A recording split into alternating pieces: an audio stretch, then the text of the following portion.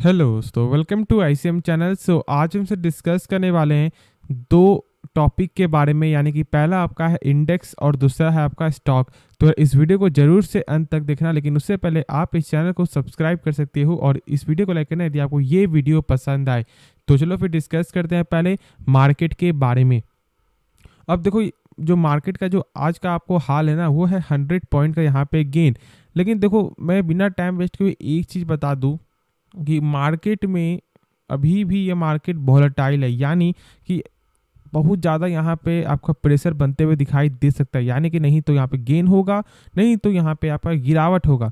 तो किस लेवल पे यहाँ पे सही मौका बनेगा यदि आप अपसाइड के लिए यहाँ पे सोच रहे हो, तो वो है आपका 18,000 का लेवल। जब निफ्टी 50 फिर से आपको यहाँ पे 18,000 का जब लेवल आपको क्रॉस करेगी, उसके बाद ही यहाँ पे अभी आप बुलिश होना मार्केट में या फिर स्टॉक के रिलेटेड, ठीक है। लेकिन देखो, ऐसे यदि आप मार्केट में ज़्यादा यहाँ पे डिपेंड रहो, यदि आप फ्यूचर ऑप्शन में यहाँ पे पैसा लगा रहे हो जो भी, तो फिर आपको यहाँ पे मार्केट को समझना है। और मेरे हिसाब से अभी मार्केट बहुत ज़्यादा यहाँ पे आपका वोलेटाइल है, तो अभी थोड़ा वेट करना चाहिए, क्योंकि चार्ट भी आपको यही दिखा रहा है। अभी फिलहाल लगभग आपको 720 के रेंज से स्टॉक का एक साइड वे चीज आपको चलते हुए दिखाई दे रहा है। और जो नीचे का जो आपका सपोर्ट है ना, वो देखने को मिलता है 16,800 का लेवल, जो फिलहाल इससे बहुत ज़्यादा यहाँ पे ऊपर है। तो उतना ज़्यादा मुझे यहाँ पे डर नहीं है, लेकिन अभी मार्केट यहाँ पे साइड वेज है, तो इसलिए बस मैंने यहाँ पे वेट करने को बोला है। अब यहाँ पे कुछ और जानो कि जानते हो कि हाल ही फिलहाल में, ठीक है, अपने इंडिया ने जो पीछे कर दिया आपको यूके को, यानी कि आपका यूनाइटेड किंगडम को यहाँ पे पीछे किया। क्या चीज़ में? आपको इकोनॉमी के बेस्ड में, ठीक है। वर्ल्ड रैंकिंग के हिसाब से अब भारत आपको 5 नंबर पे आपको आते हुए दिखाई देता है, और जो पहले था भारत अपना 6 नंबर पे। लेकिन आपको यूके को पीछे करके भारत यहाँ पे 5 नंबर पे यहाँ पे आ चुका है, जो बहुत ज़्यादा यहाँ पे गर्व वाली बात है। अब यहाँ पे जानो कि आपका इंपॉर्टेंट अपडेट क्या है ना, कि दो पॉलिटिशियन ने, ठीक है, पहले तो आप लोग यहाँ पे बेहतरीन से परिचित होंगे, और उनका नाम है आपको निर्मला सीतारमण, जो है फाइनेंस मिनिस्टर, ठीक है। अब देखो, इनका यहाँ पे साफ तौर से फोकस यहाँ पे क्या रह रहा है जानते हो? इकोनॉमी। इनका यहाँ पे इतना अच्छा यहाँ पे आपका लॉन्ग टर्म का विजन देखने को मिलता है इनके हिसाब से, कि भारत का जो आपका रैंकिंग है ना, वो बहुत कम यहाँ पे देखने को मिलेगा। यानी कि रैंकिंग जो 5th नंबर पे है, कम, यानी कि आप ऐसे उल्टा मत समझो यहाँ पे, यानी कि आपका 3rd हो गया, 4th हो गया।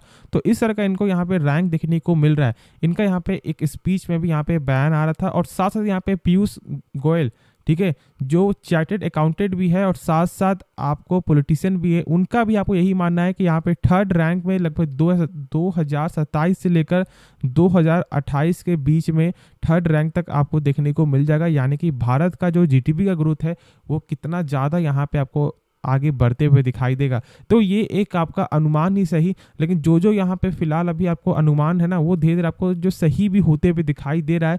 और ये देश के लिए बहुत बड़ी बात है। और जैसे ही आपका ऐसा कुछ हो जाएगा ना, तो फिर आप सोच नहीं सकते कि अपना भारत कितना आगे बढ़ते हुए दिखाई देगा। और साथ साथ आपको हर सेक्टर के स्टॉक जो भी यहाँ पे आपको रिलेट कर रहे हैं, इससे सब में ही गेन आपको देखने को मिलेगा। अब देखो, कर दूं यहाँ पे कि जो आपका फाइनेंस मिनिस्ट्री का ना, पूरे साफ तौर से यहाँ पे आपको ये बयान नहीं है कि उनका जो रैंक है वो 3rd आपको आ जाएगा भारत का, ठीक है। लेकिन आपको पीयूष गोयल का यहाँ पे उनका से मानना है कि 3rd रैंक तक आपको देखने को मिल जाएगा 2027 से लेकर 2028 के बीच में, ठीक है। लेकिन फोकस ज़्यादातर आपको जो इंफ्रास्ट्रक्चर में ही देखने को मिलता है यहाँ पे फाइनेंस मिनिस्टर का। और इसलिए मैं आपको यही बोलूँगा कि जितने भी आपके पास स्टॉक है जो फंडामेंटली स्ट्रांग है, या फिर आपको आईटी सेक्टर का हो, तो इसलिए आप आराम से यहाँ पे होल्ड करके चलो। डरना बिल्कुल भी नहीं है, मार्केट आपको हर समय यहाँ पे मौका देगा। स्टॉक में गिरावट से जब डरोगे, तो फिर कभी भी यहाँ पे पैसा नहीं बना पाओगे किसी भी स्टॉक में। तो ये चीज़ आपको ज़रूर ध्यान रखो। बाकी चलो फिर हमसे यहाँ पे नेक्स्ट स्टॉक के बारे में डिस्कस करते हैं। तो बात करेंगे हमसे यहाँ पे टाटा स्टील के बारे में। और टाटा स्टील में आज के दिन यहाँ पे 2.5% तक आपको गेन देखने को मिला है। अब देखो, ये गेन आपको मार्केट के वजह से भी यहाँ पे गेन देखने को मिल सकता है, इसकी कोई भी गारंटी नहीं है, लेकिन अंदर कुछ भी फिलहाल अभी न्यूज ऐसा नहीं आया है। अब एक चीज़ यहाँ पे जानो कि देखो, टाटा स्टील एक बेहतरीन शेयर है, और खास तौर से ज़्यादातर लोग यहाँ पे फोकस इसलिए बनाकर रख रहे हैं क्योंकि यहाँ पे जेफरीज का मानना है, उन जेफरीज का जो है टॉप पिक आपको टाटा स्टील यहाँ पे बन चुका है। उनका ऐसा मानना है कि टाटा स्टील एक बेहतरीन स्टॉक है आपको मेटल सेक्टर के रिलेटेड। और देखो, इसका फंडामेंटल भी आपको यही दिखाता है। शायद आप लोग यहाँ पे नहीं मालूम होगा कि जो पिछले ईयर का जो सेल्स आपका हुआ था ना, जो टोटल जो सेल्स, वो आपका टीसीएस से भी ज़्यादा सेल्स आपको देखने को मिला था। हाँ, एक चीज़ है कि आपको मेटल सेक्टर एक ऐसा सेक्टर है, या फिर मैं बोल दूँ आपका मेटल हो गया या फिर आपका जो केमिकल हो गया, ये सब जो ज़्यादा जो सेक्टर है ना, उस पे यहाँ पे सेल्स में अप्स एंड डाउन देखने को मिलता है। और एक और सेक्टर है जो है आपका डिफेंस सेक्टर, इन तीनों सेक्टर में अप्स एंड डाउन देखने को मिलता है सेल्स। तो इसलिए ये चीज़ आपको यहाँ पे समझना है। अब देखो खास तौर से आपका इस सेक्टर में क्या होता है ना, कि एक एक ऐसा स्टॉक है ये कि 1 साल का जो रिटर्न है वो 5 साल में भी नहीं देगा, और 5 साल का जो रिटर्न है वो शायद आपको 1 साल में भी मिल जाएगी। दोनों चीज़ यहाँ पे आपका पॉसिबिलिटी है, और इसी बात को यहाँ पे समझना है। बाकी कंपनी के बारे में थोड़ा कुछ और जानेंगे ही, लेकिन साथ साथ देखोगे कंपनी का जो मार्केट कैप है लगभग आपको 1.5 लाख करोड़ का मार्केट कैप देखने को मिलता है। पी जो है यहाँ पे 7.82 का पी भी देखने को मिलता है। देखो इतना कम पी इसलिए क्योंकि तो कंपनी यहाँ पे पे करती है आपको डिविडेंड जो है ऑलमोस्ट आपको यहाँ पे 5% पर ईयर के हिसाब से, यानी कि लगभग यहाँ पे ऐसे ही आपको 5% का डिविडेंड यहाँ पे मिल रहा है। लेकिन एक चीज़ यहाँ पे जान लो कि कंपनी यहाँ पे रिटर्न भी देती है, और यदि चेक करोगे तो 5 साल के रिटर्न में कंपनी 81% का भी आपको यहाँ पे रिटर्न दे रहा है। बहुत से लोग यहाँ पे भी डर रहे हैं, क्योंकि जहाँ पर इस स्टॉक का जो प्राइस है आपका, ठीक है, करेक्ट होने के बाद भी 150 से यहाँ पे 107 तक देखने को मिलता है। तो कितना ज़्यादा यहाँ पे करेक्ट हो गया है। लेकिन सबसे मेन है ना वो है आपका पेशेंस। कंपनी अंदर से स्ट्रांग है, वो आज न कल यहाँ पे आपको पैसा बना के देगा। यदि आपको पैसे की ज़रूरत है तो फिर यहाँ पे आपको सेल करना ही पड़ेगा, लेकिन इतना अभी ज़्यादा अभी नीड अभी नहीं है, तो फिर आपको यहाँ पे होल्ड जरूर करना चाहिए टाटा स्टील में। अब कंपनी के बारे में कुछ जान लो, क्योंकि देखो बस मैं ऐसे ही बोल रहा हूँ कि यहाँ पे कंपनी सही है, लेकिन आपको कुछ अंदर का तो बात मालूम नहीं है ना, तो जान लो कुछ। जैसे कंपनी का यहाँ पे आपका जो बुक वैल्यू है वो यहाँ पे शानदार देखने को मिलता है, यानी कि कंपनी यदि डूब रही है, बर्बाद हो रही है, तो एक शेयर के बदले कंपनी 88 रुपया पर शेयर यहाँ पे आपको दे सकता है। अब इसका मतलब मैंने सिंपल तौर से मैंने बताया, लेकिन अब जो बहुत से लोग यहाँ पे डर गए होंगे यार इतना खराब नंबर। देखो खराब नंबर नहीं, एक बेहतरीन नंबर है, ठीक है।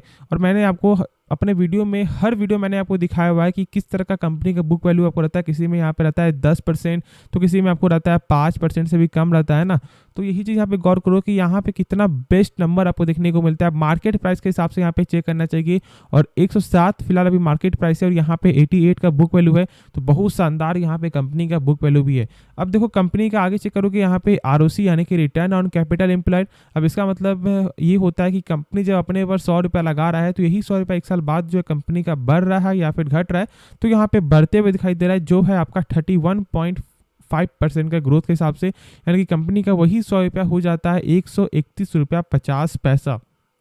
अब यहाँ पे आपका कंपनी का जो आरओई है वो भी यहाँ पे सही देखने को मिलता है 42% का। देखो दोनों कंपनी जो दोनों ये नंबर है ना, आरओसी आपका आरओई दोनों ही 12% के ऊपर होना चाहिए, और यहाँ पे 12% से आगे है। लेकिन देखो मेन हमेशा फोकस करना कंपनी का आरओसी में, आरओई में नहीं। देखो आरओई में होता क्या है ना कि इसमें शेयर कैपिटल और आपका जो रिजर्व को जोड़कर ये नंबर जो देखने को मिलता है, लेकिन आपका आरओसी में क्या होता है कि शेयर कैपिटल, रिजर्व प्लस डेप्ट तीनों को जोड़कर जो नंबर दिखाता है। तो इसलिए हमसे यहाँ पे ज़्यादातर फोकस करते हैं आपको आरओसी में, और आपको भी ये चीज़ का जरूर यहाँ पे ध्यान रखना है।